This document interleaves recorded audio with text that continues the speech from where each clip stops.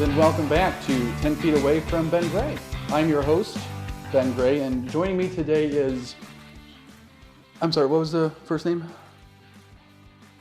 I'm not wearing my name tag. Greetings and welcome back to another episode of 10 Feet Away from Ben Gray. I'm your host, Ben Gray. Joining us again this week is Reverend David Walters. David, thanks for coming back. Absolutely. Really appreciate it. Hey, I'm glad to be here. Yeah. We're continuing our conversation about James. We're starting at the second half of what we left off with last week, starting in verse 5. If any of you lacks wisdom, he should ask God, who gives generously to all without finding fault, and it will be given to him. But when he asks, he must believe and not doubt, because he who doubts is like a wave of the sea, blown and tossed by the wind. That man should not think he will receive anything from the Lord. He is a double-minded man, unstable in all he does. So my first question for you, David, is if you could be any kind of boat, what kind of boat would you be? Any kind of boat whatsoever. Any kind of boat that you want to be. Oh man, there's so many good choices here. Pontoon. Okay. Sounds fun. Yes. Those are the party boats. I mean, they are the party boats. Yeah. And obviously, you're the party guy. I'm the party guy. All right, first serious question that I have for you. Okay. We started with this idea of lacking wisdom, and you should ask God if you lack wisdom. And then James says that God, in this moment, gives generously to all without finding fault. What does it mean for God to give generously without finding fault? So when I'm thinking through James, right, and we talked about this last week too, where James is talking to an audience of people who are Jews, Mm-hmm. right? Or at least connecting to that tradition Yes. from the get-go. And so there is a recognition that I think is being played through the entire book of James, even here, that is the God that we know as, and I'm going to say Old Testament because that's what we call it, but the Mm-hmm. God that we know of the Old Testament is the same God, the one who provides, and always will, right? And so that generosity part of it is ideal, is a core understanding of who God is, right?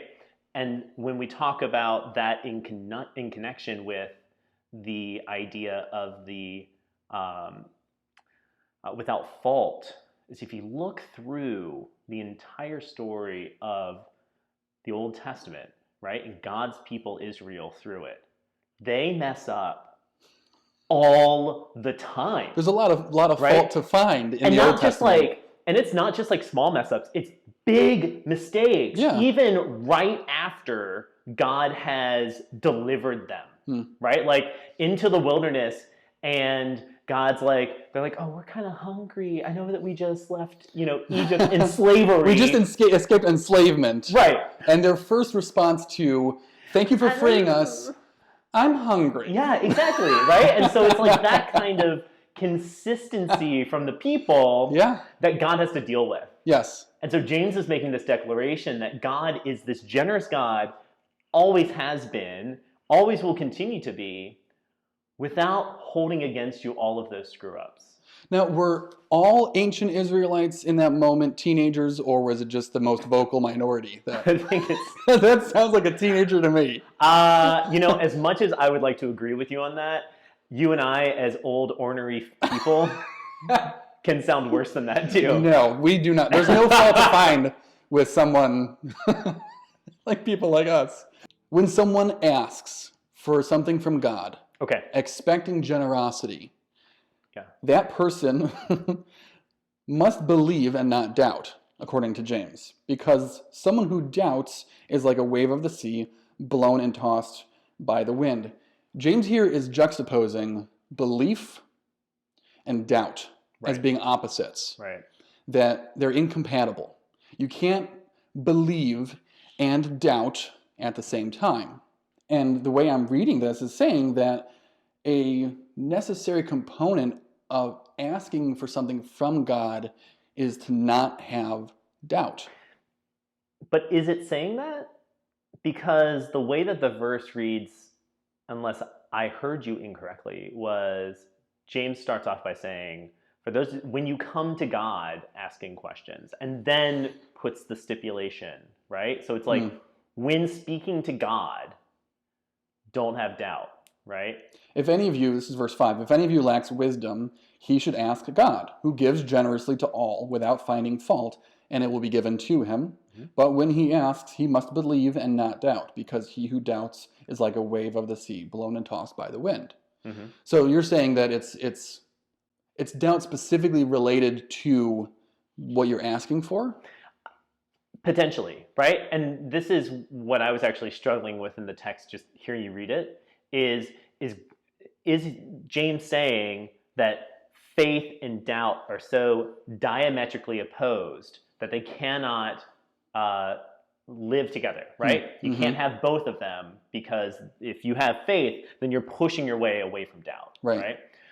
Or is James talking about a very specific instance of when you are asking for wisdom from God, trust that you're going to get it, right? Gotcha. Okay. So he's not talking about... And I would wonder if it maybe is the smaller, not the more universal kind of question that you're asking here, because the reason I ask that is that I think that doubt has a very powerful thing to play positively to our faith. Struggles with doubt can actually lead to really big understandings of what our faith is.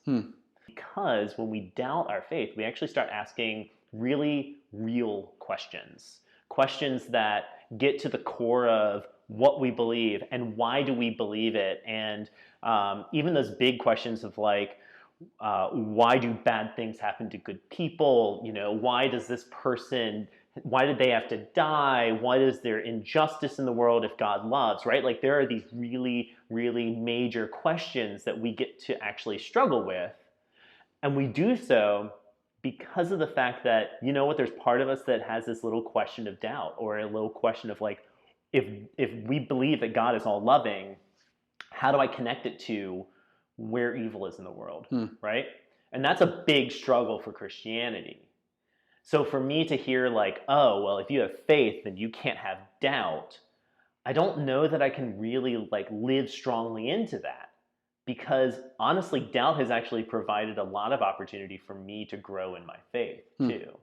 James goes on, after saying that we must believe and not doubt. Yeah. He says that one who doubts should not think that they will receive anything from the Lord. They are a double-minded man, unstable in all that they do. I forgot to catch that word man in there. That's okay. That's okay. How do we avoid becoming double-minded?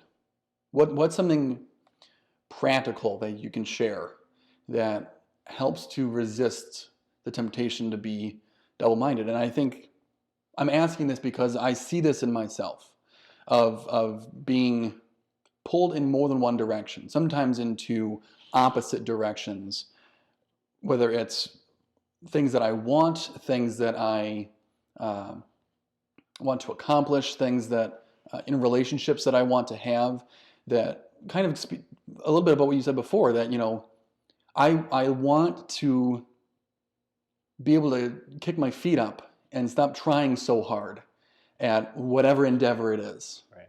And at the same time, I desperately want to take things to the next level, to get better, to always improve. Those are opposite things. I'm double-minded. How do I avoid being me? So, I don't know how to answer that one. All right, then what's the cautionary tale? What can our students do to avoid becoming this? Oh, Lord. I mean, just... Calories in, calories out. That's right, number one. Absolutely. There's one.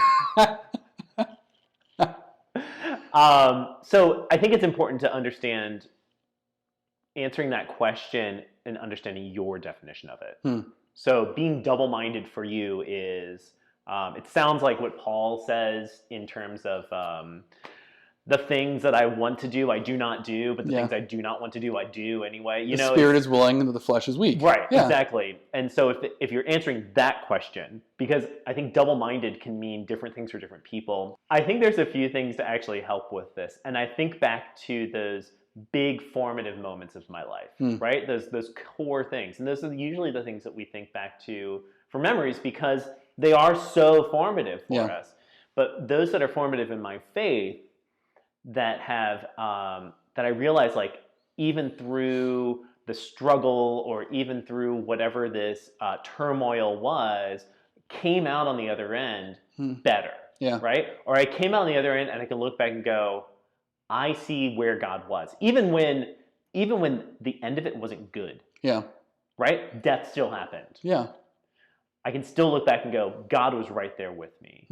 And that's the kind of motivation that is helpful for me, even through my entire life, to say, God walks alongside me here, no matter what it is. That can be motivating for the next time too, right? Like when I enter into the next wilderness, whatever it might be, my wilderness or someone else's, where you're just walking out and you have no idea what direction to go. You're able to step into that moment with someone else, or if it's your own self, look back and say, God has always been there. Yeah. And I think that that's an important part of our faith, to go and look back, right? And that's helpful too, to be able to look back throughout life and realize God's goodness has always been there. And that doesn't mean that bad things don't happen, but God's love has always been there through the entirety of my life, of my parents' life, of my wife's life, my kid. You know, God has always been walking alongside them and caring for them, even through the bad. Yeah. And that's powerful. Yeah, it is. It's really powerful. That's it for this week's episode of 10 Feet Away from Ben Gray. Thank you very much to Pastor David Walters for joining us again. I'm very much hopeful that we'll have someone different at some point in the future, because I'm sure you guys are very tired of hearing from the two of us. If you're interested in being on the show, please let me know. You can reach me by Crow or by Seismic Waves. Be sure to make sure you check out the questions that are included with the packet that this video came in, including questions about boogers. I know how much you guys loved hearing and talking about that last week. Once again, this has been Ben Gray with 10 Feet Away from Ben Gray. Thanks so much. Have a great week.